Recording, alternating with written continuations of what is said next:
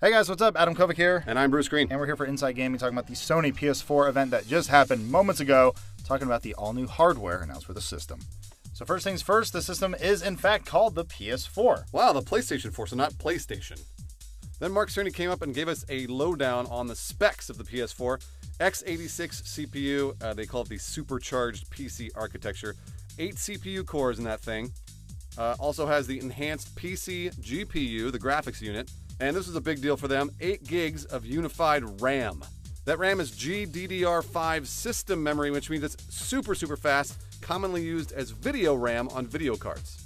Next up, we got to see the controller, which was, yes, basically that leaked one we saw earlier, which does have a touchpad. There is a share button, which is not the PS button. It's actually up on the top left, it looked like. It's a little button up here. And there will be a headphone jack, which is fantastic. Cool.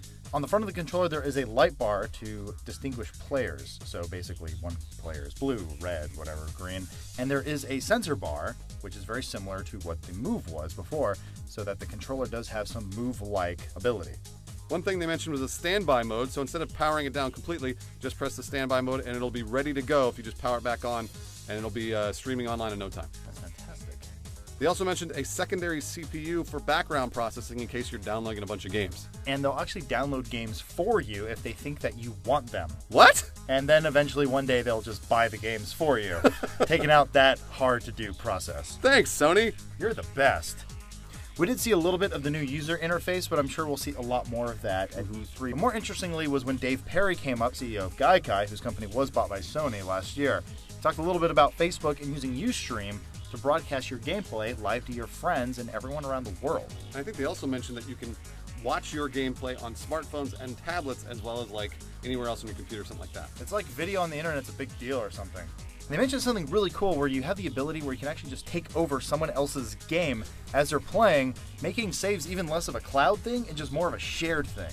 And if you're one of the few who bought a PS Vita, you should be able to play, they're trying to make it so you can play every PS4 title on your PS Vita remotely. Yeah, very similar to what the PS3 tried to do with the PSP, but not having a second analog stick made it a little hard. Last but certainly not least, Sony's other goal is to make it so you can play any PlayStation console game on your PS4 through that cloud. So we did not get a price, we didn't even get an image of the console, but very briefly at the end of the presentation, they showed a release date. Holiday 2013 for the PlayStation 4. We kind of all expected it, but it looks like that's actually confirmed. It's happening, people. It's coming. Next gen. It's almost here. I can almost taste it.